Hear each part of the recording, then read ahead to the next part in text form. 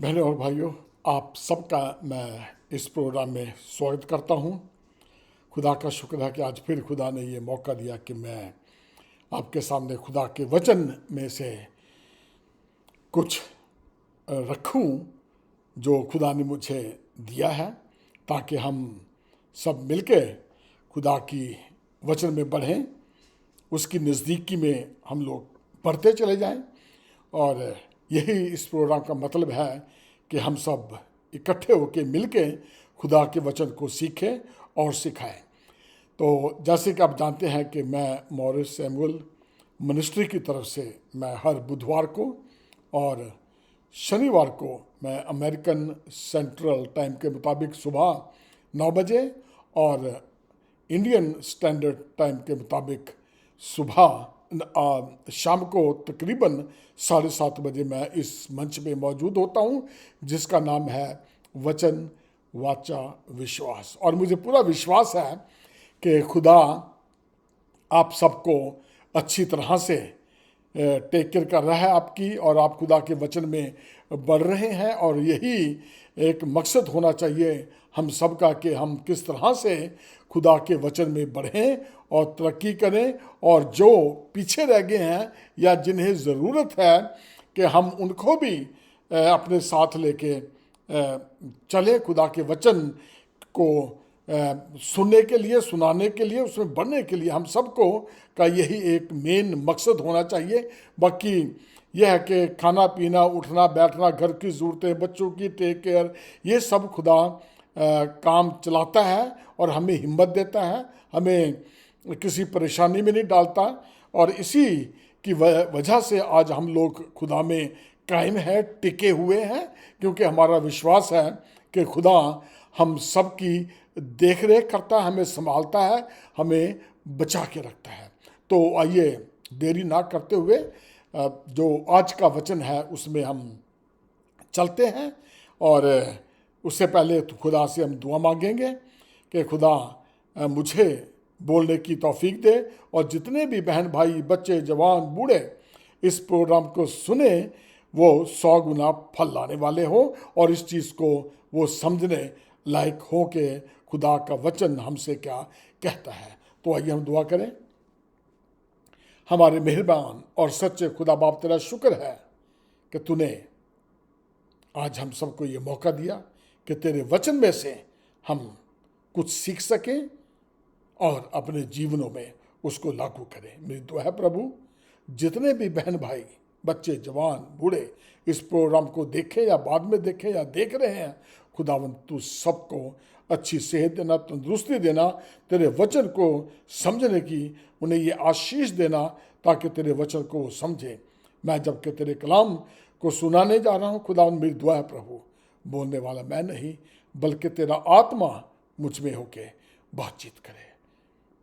इस छोटी सी दुआ को सुना कबूल कर, तेरे प्यारे बेटे यीशु के नाम से मांगता हूँ, आमीन। बहनों और भाइयों, मैं आप सबका एक बार फिर इस प्रोग्राम में स्वागत करता हूँ। मुझे पूरी उम्मीद है कि आप सब लोग खुदा में बढ़ रहे हैं, तरक्की कर रहे हैं। तो आइए, जो आज का शीर्षक है वो है you are worth more than many sparrows. You are worth more than many sparrows. तुम बहुत सी चिड़ियों से बढ़कर हो।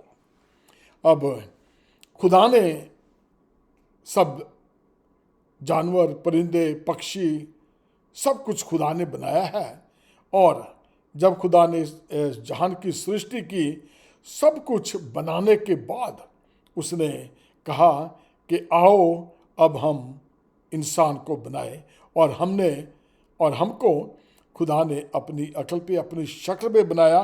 तो आप जानते होंगे, समझ गए होंगे आप कि मैं क्या कहना चाहता हूँ।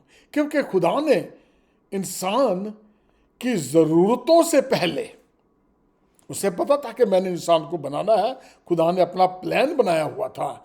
और देखिए कि उसने पहले इंसान को नहीं बनाया, पर इंसान की जो जो ज़रूरतें हैं, उन ज़रूरतों को मद्देनज़र रखते हुए, उन ज़रूरतों को जानते हुए खुदा ने क्या किया, पहले जो चीज़ें हमें चाहिए उसने हमारे लिए वो सारी चीज़ें तैयार की, बना दी। उसके बाद खुदा ने इंसान को बनाया ताकि इंसान को किसी चीज़ की कमी ना हो, उसे किसी चीज़ की घटी ना हो, कहीं इंसान उसका जो उसने बड़े प्यार से बनाया है कहीं वो परेशान ना हो जाए कि मैं ये चीज़ कहाँ से लेके आऊँ, मैं वो चीज़ कहाँ से लेके आऊँ। खुदा ने इसका सारा बंदोबस्त क्या पहले ही कर रखा था, तब खुदा ने आदम और हवा को बनाया। तो आज हम उसी चीज़ पे गौर करने जा रहे हैं।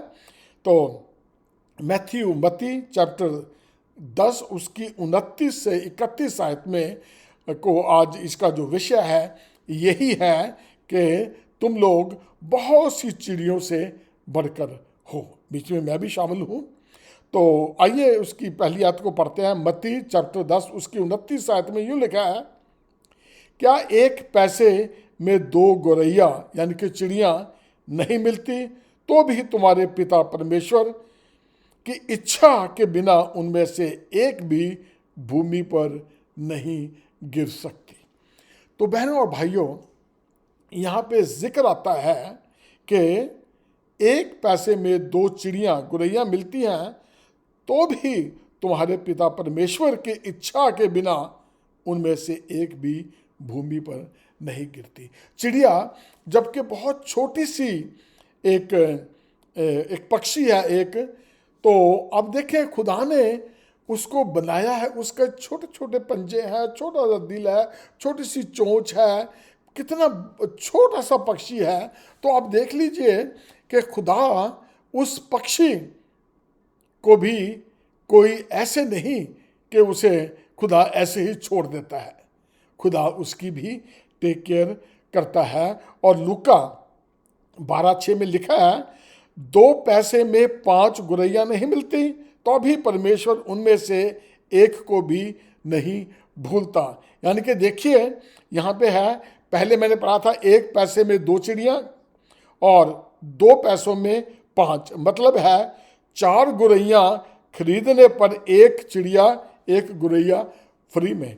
आजकल ये बहुत ये शॉपिंग सेंटर में या बाज़ार में या दुकानों में ये चीज़ बहुत चली हुई है कि ये सामान इतने का खरीदो तो ये फला चीज़ जो है मुफ्त में मिली जाएगी, या ऐसे कह लीजिए कि बाय 2 get 1 फ्री।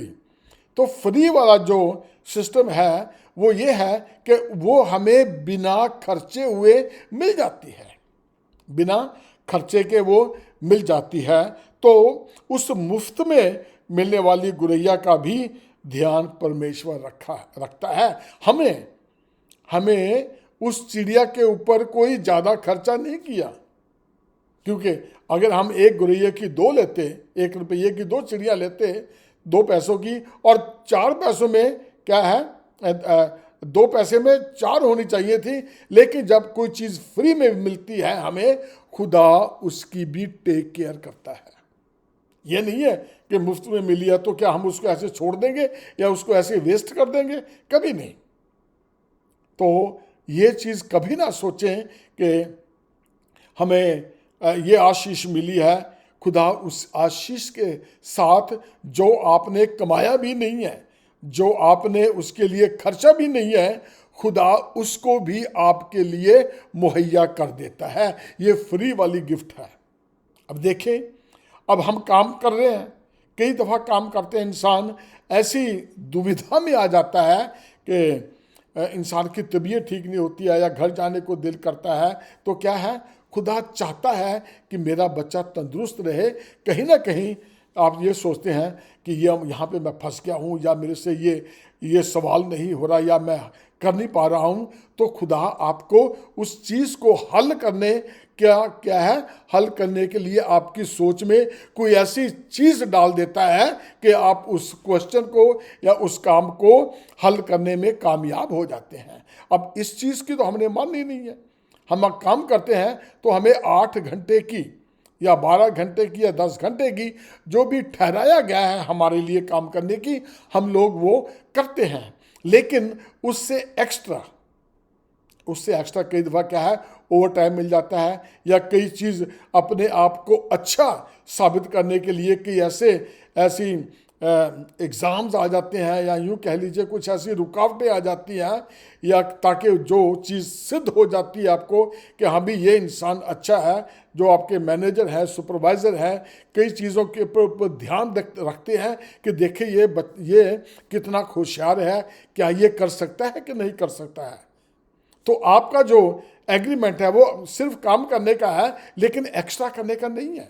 लेकिन इसके बावजूद भी क्या है, खुदा आपको वो हिम्मत देता है, वो समझ देता है कि आप जो फलां काम भी है आसानी से कर देते हैं। तो देखिए, जो चीज़ हमने कमाई नहीं, जो हमने खरीदी नहीं, खुदा वो भी हमारे दिमागों में डाल देता है।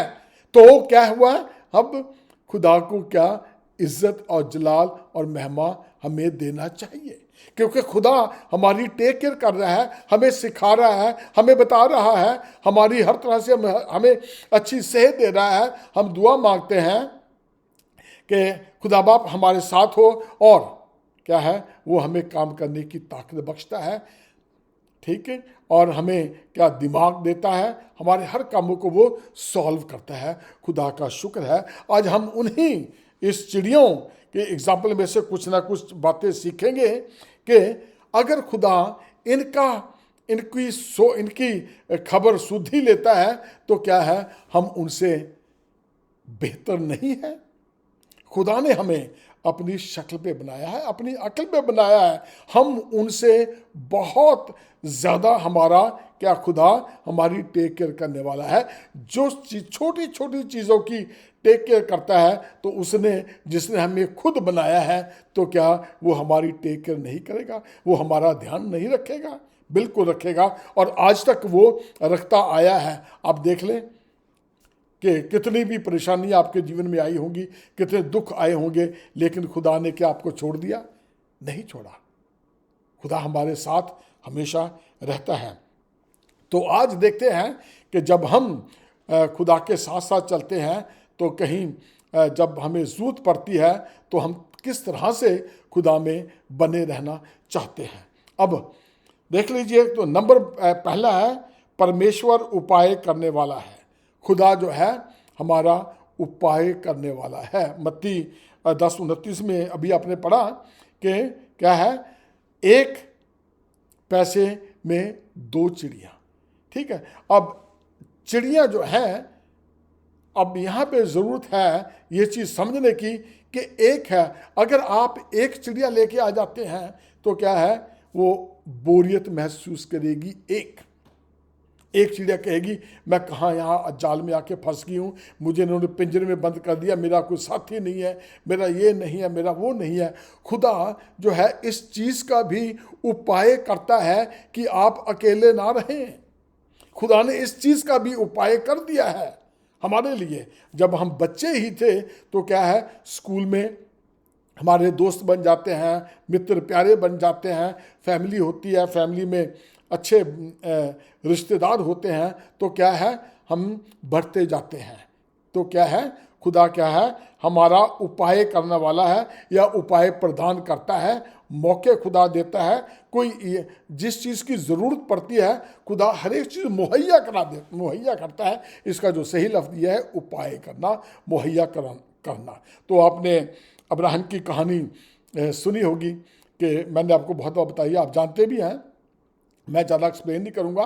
तो अब्राहम जब आइज़क को की कुर्बानी देने के लिए जंगलों में जा रहा है, तो आइज़क एक सवाल पूछता है कि आग हमारे पास है, लकड़ी भी है, वो काटने वाला जो है वो चाकू या तलवार वो भी है, तो सब कुछ तो हमारे पास है, लेकिन जो मेमना है जिसकी कुर्बानी देनी है, वो तो हमारे पास है नहीं, तो उसके बगैर हम क्या करेंगे?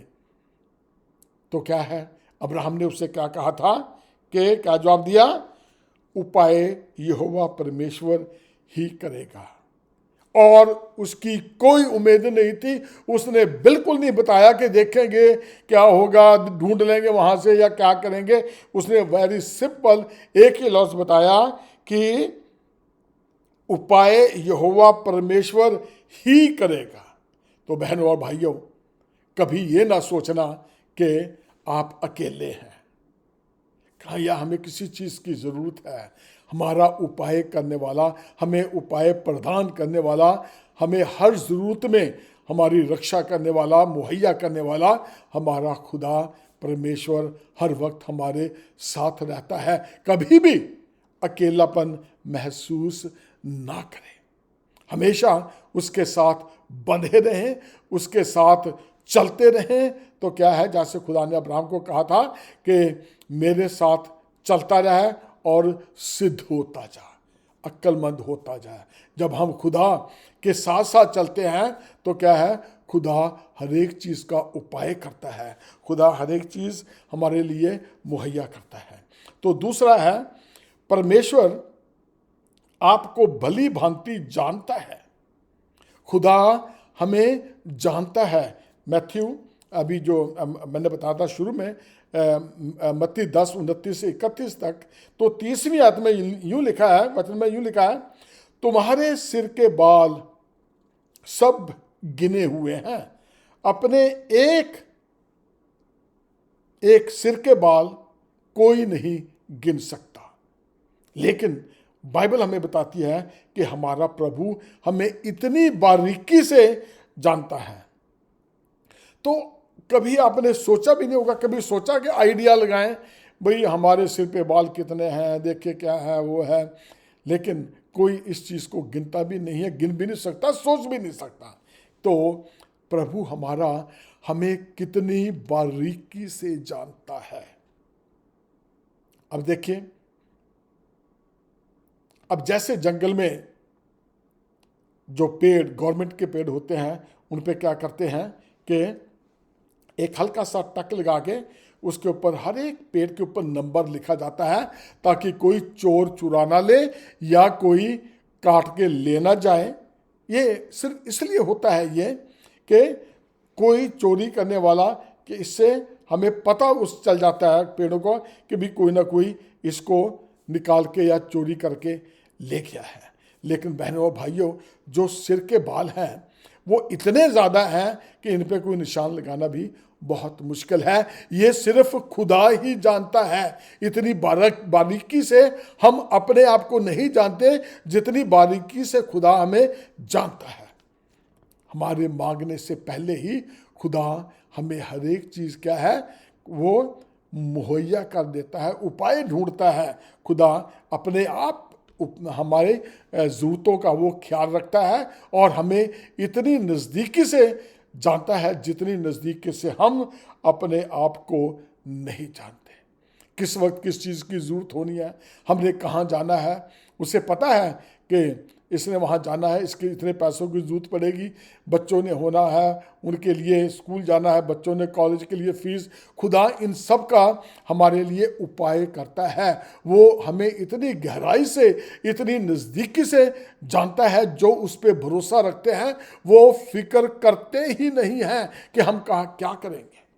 वो जानते हैं कि हमारा खुदा जो है वो हमें जानता है बहुत नज़दीकी से। हमारी दुआ मांगने से पहले ही वो सब कुछ हमारे लिए तैयार करके रखता है। खुदा का शुक्र है कि हमारा प्रभु कितना महान है, हमारा प्रभु कितना अच्छा है। दुख में सुख में हमें हमारे साथ रहता है, बल्कि वो हमारे अंदर रहता है। खुदा का आत्मा जब हम मसीह को ग्रहण कर लेते हैं तो क्या कहता है कि वो तुम्हें आत्मा दिया गया है जो तुम्हारे अंदर रहता है। तो हमें फिक्र करने की कोई ज़रूरत ही नहीं है। हम क्यों फिक्र करें, अपने आप को क्यों परेशान करें। हमें मालूम भी नहीं है कि अभी भी पवित्र आत्मा हमें क्या कह रहा है। उसे मालूम है कि इसके बाद किस चीज़ की ज़रूरत है, उसने पहले सब कुछ बंदोबस्त करके रखा हुआ है। खुदा को हमारी चिंता है। तीसरा नंबर आता है, परमेश्वर आपकी कीमत जानता है।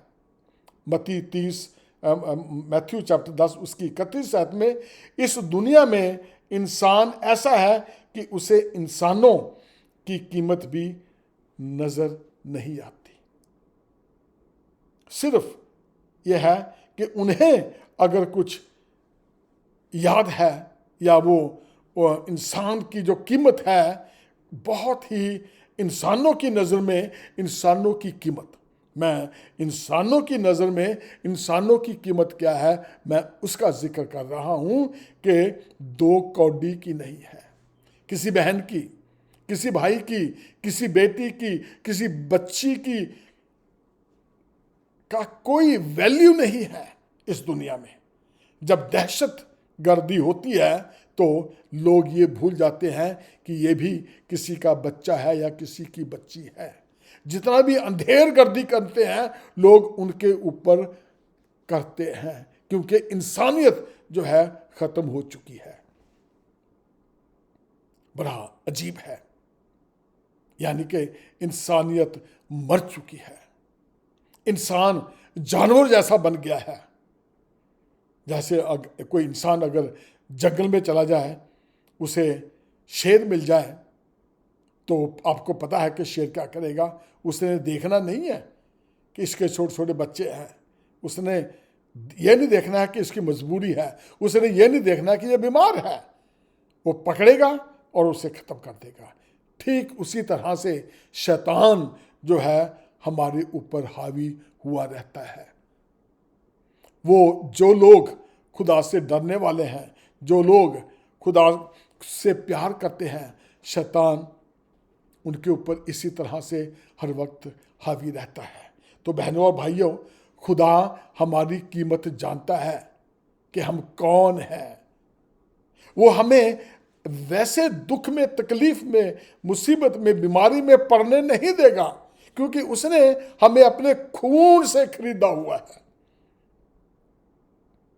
अगर कोई ऐसा काम हो भी जाता है, हम फंस भी जाते हैं कहीं, तो खुदा हमें निकासी भी देता है, उसमें से निकालना भी खुदा जानता है। अगर हम उसकी मुताबिक, उसकी इच्छा के अनुसार चलते हैं, और अगर हम उसकी इच्छा के अनुसार इस दुनिया में अपने जीवन व्यतीत कर रहे हैं, तो बहनों और भाइयों, खुदा हमारे साथ है। उसे पता है कि हमारी कीमत क्या है।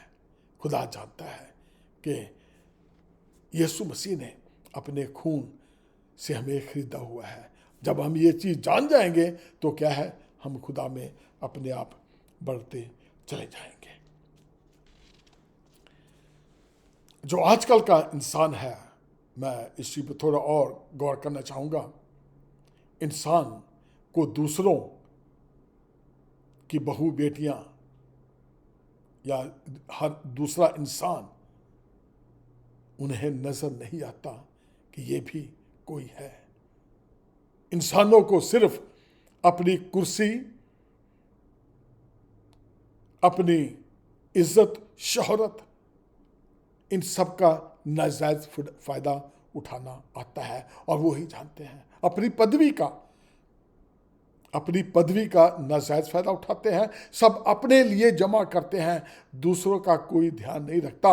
ये भूल गए हैं कि इस इंसान की भी कोई कीमत है। बहनों भाइयों, हमेशा याद रखें कि कभी भी किसी दुखी को, विधवा को, या कोई मजबूर है, उसे परेशान ना करें, उसे दुखी ना करें। और जब आप इन बातों को समझ जाएंगे तो क्या है, जो आपके अंदर आत्मा है वो खुद ब खुद आपको उसकी तरफ हाथ उठाने को, दोस्ती बढ़ाने को या मदद करने को, उस आपके हाथ खुद ब खुद उठ जाएंगे। तो चौथे के ऊपर निगाह मारेंगे। परमेश्वर लगातार हमारा ध्यान रखता है। मत्ती 10:31 आखिरी आयत में, वो परमेश्वर इतना दयालु है कि एक चिड़िया की भी देखभाल करता है, तो हमारा भी ध्यान रखता है। अब जो चिड़िया मुफ्त में मिली हुई थी, खुदा उसका भी ध्यान रखता है, और जो चीज़ें हमें मुफ्त में मिली हैं, क्या वो हमारा ध्यान नहीं रखेगा? साल्वेशन क्या है, हमें मुफ्त में मिली है।